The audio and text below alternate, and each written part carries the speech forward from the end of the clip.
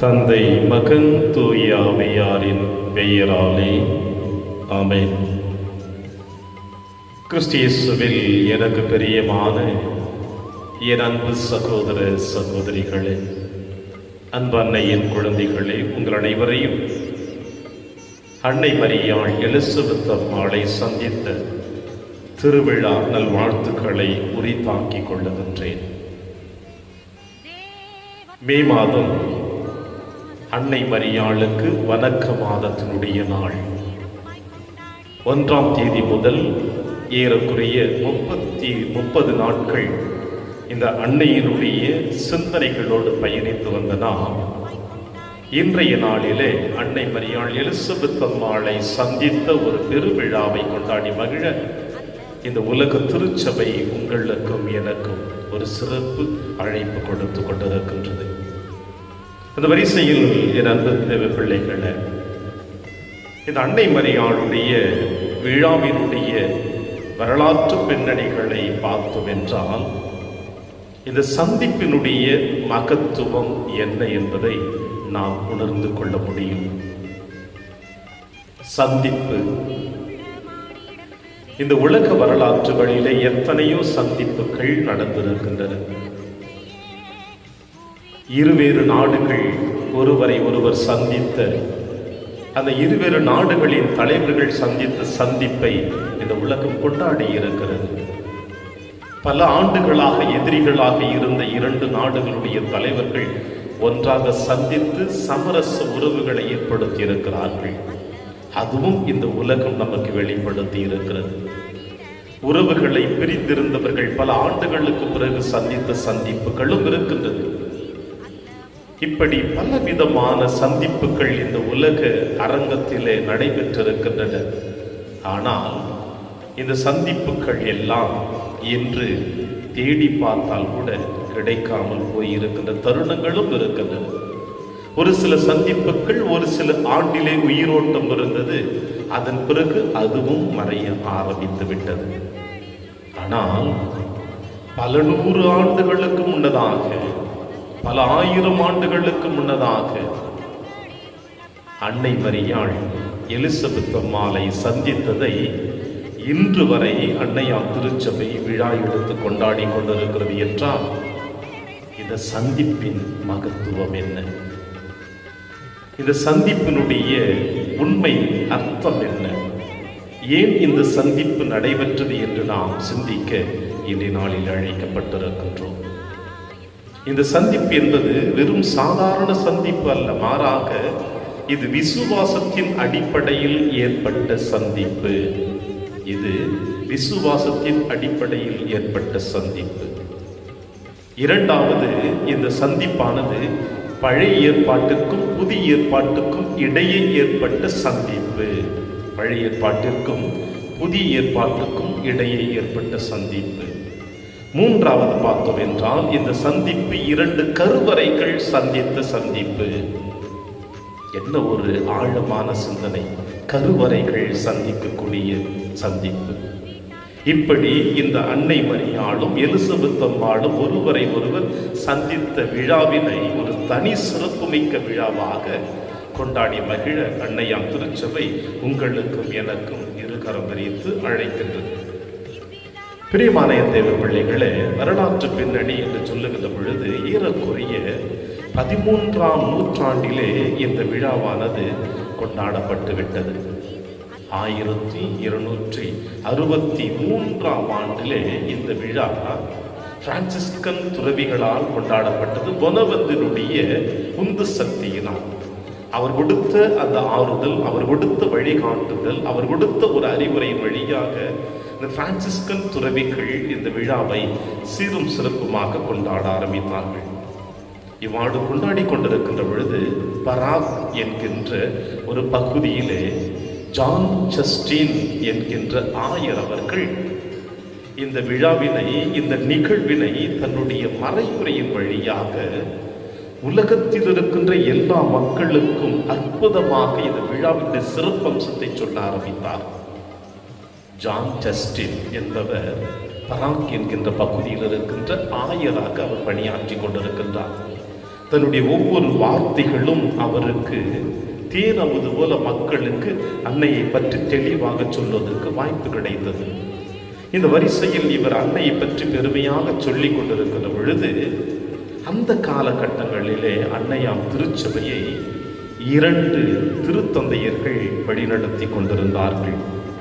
இந்த 2 திருத்தந்தையர்கள் திருச்சபை வழிநடத்தி கொண்டிருக்கின்ற பொழுது, முதல் திருத்தந்தை, அதாவது 5ஆம் அர்பன் என்பவர் ரோமை தலைநகரமாக கொண்டு திருச்சபை வழிநடத்தினார்.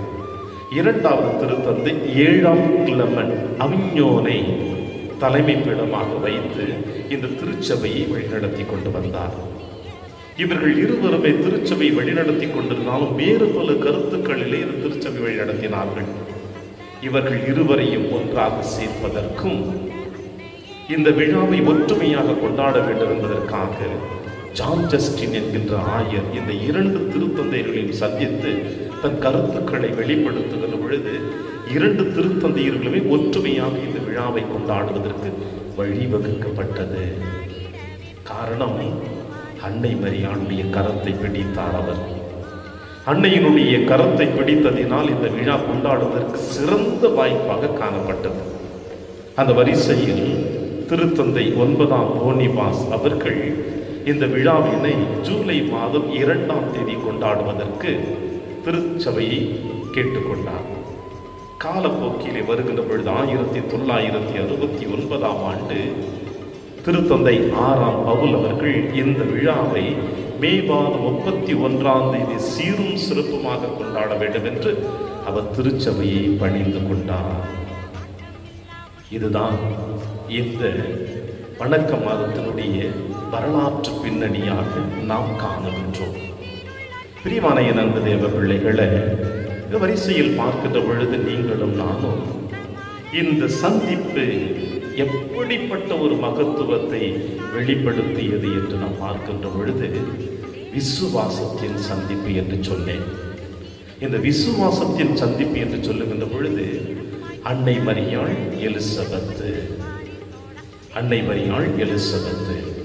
திருமணம் முடிக்காமல் குழந்தையை கருவிலே தாங்குகின்றாள். திருமணம் முடித்து பல ஆண்டுகள் வயது முதிர்ந்த தருணத்தில் மருத்துவ ரீதியாக முடியாது என்று சொல்லுகின்ற பொழுது இந்த பெண்மணியானவளும் கருதாங்குகின்றாள். விசுவாச சந்திப்பு. கப்ரியேல் தூதர் அன்னை மரியாளை சந்தித்து இயேசுவினுடைய பிறப்பை சொல்லுகின்ற பொழுது, கடவுளால் ஆகாதது ஒன்றுமில்லை என்று சொன்னார் கப்ரியேல் தூதர். இந்த வார்த்தையை அன்னை மரியாள் உள்ளத்திலே இருத்தி சிந்தித்து தியானிக்க ஆரம்பிக்கின்ற பொழுது, உம்முடைய உறவினரான எலிசபெத்து முதிர்ந்த வயதில் கருவுற்றிருக்கின்றார். கருவுற இயலாது என்று சொல்லப்படக்கூடிய இது அவளுக்கு 6ஆம் மாதம் என்று சொல்லுகிறார் கப்ரியேல் தூதர். ஆக அன்னை மரியாள் இறை வார்த்தையின் மீது ஆழமான நம்பிக்கை விசுவாசம் கொண்டதினால், திருமண ஒப்பந்தம் செய்யப்பட்டிருக்கின்ற என் மீது ஆண்டவருடைய கிருபை இந்த அளவிற்கு வந்திருக்கிறது என்றால், ஆண்டாண்டு காலமாக குழந்தை பாக்கியத்திற்காக ஏங்கி தவித்துக் கொண்டிருக்கின்ற இவர்களுக்கு ஏன் இறைவன் கொடுத்திருக்க மாட்டார் என்ற நம்பிக்கை, விசுவாசம் அன்னை மரியாளுடைய உள்ளத்திலே எழ ஆரம்பித்தது. இங்கே அன்னை மரியாள் நம்பினாள், பயணிக்க ஆரம்பிக்கின்றாள். எலிசபெத் அம்மாள் இருக்கின்ற ஐன்கரீம் என்கின்ற ஊருக்கு தன்னுடைய பகுதியிலிருந்து அங்கு செல்வதற்கு ஏறக்குறைய 100 மைல் தூரம் என்று சொல்லுவார்கள். இதோ இயேசுவை சுமையை கருவிலே தாங்கிக் கொண்டு எலிசபெத் அம்மாளை சந்திக்க செல்லுகின்ற பொழுது, லூக்கா நற்செய்தியாளர் தன்னுடைய நற்செய்தியிலே முதல் அதிகாரத்திலே அற்புதமாக படப்பிடித்து காட்டுவார் தன்னுடைய வார்த்தையின் வழியாக. எலிசபெத் அம்மாளுக்கும் அன்னை மரியாளுக்கும் இடையே ஏற்பட்ட அந்த சந்திப்பினுடைய வெளிப்பாட்டை அற்புதமாக சொல்லுவார். அன்னை மரியாள் சென்றடைந்தது. எலிசபெத் அம்மாள் அன்னை மரியாளை சந்திப்பதற்கு முன்னதாக ஆவியினால் ஆட்கொள்ளப்பட்டாள் என்று சொல்லுகிறார் லூக்கா நற்செய்தியாளர். எனவே எலிசபெத் அவள் அன்னை மரியாளை பார்த்து சொல்லுகின்ற வார்த்தை, என் ஆண்டவரின் தாய் என்னிடம் வர நான் யார்? ஆவியினுடைய ஏவலினால் தாங்கப்பட்டிருப்பதினால் அன்னை மரியாள் இயேசுவை கருவிலே தாங்கிக் கொண்டிருக்கிறாள் என்பதை கூட எலிசபெத் அம்மாளால் புரிந்து கொள்ள முடிந்தது. அந்த அளவிற்கு ஆண்டவருடைய வல்லமை அங்கே கொடுக்கப்பட்டிருந்தது. ஆண்டவர் சொன்ன வார்த்தை நிறைவேறும் என்று நம்பிய நீர் பேறு பெற்றவள் என்று எலிசபெத் அம்மாள் அன்னை மரியாளை பார்த்து போற்றி புகழுகிறாள்.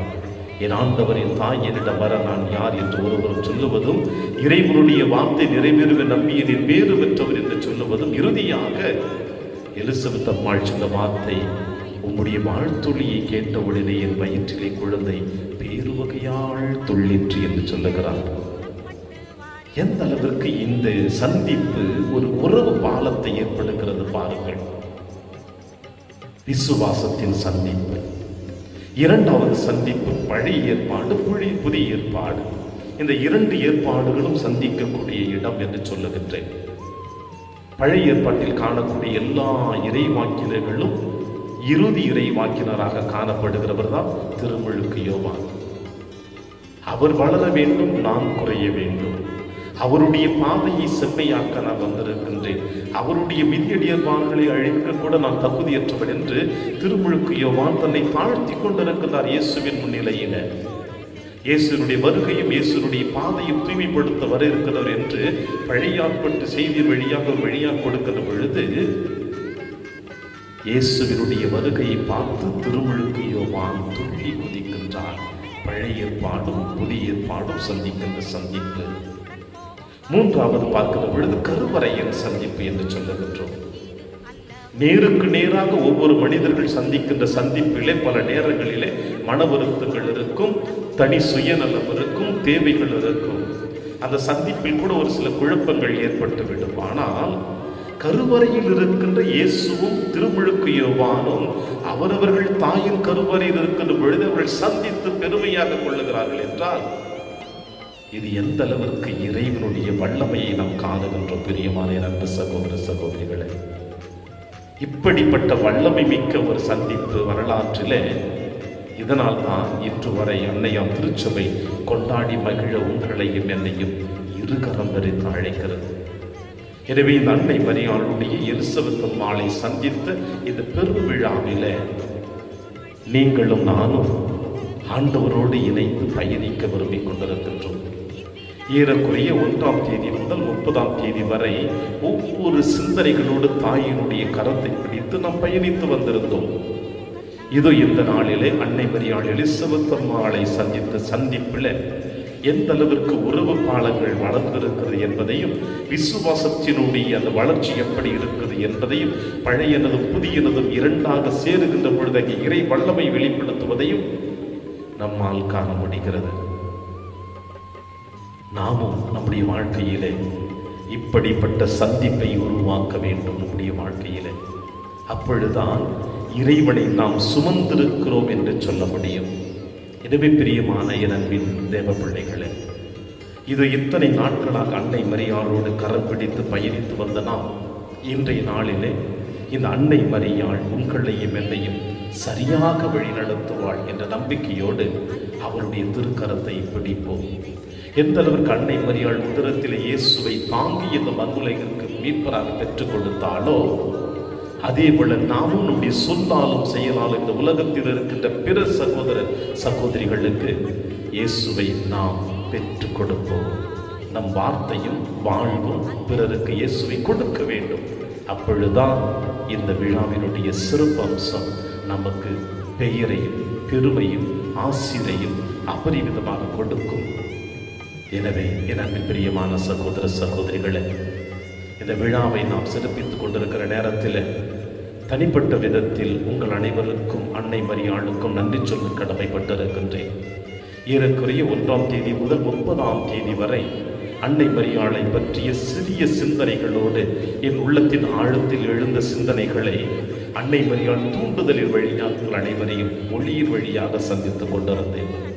இப்பொழுது இது ஒளி வழியாக உங்களை நான் சந்தித்துக் கொண்டிருக்கின்றேன்.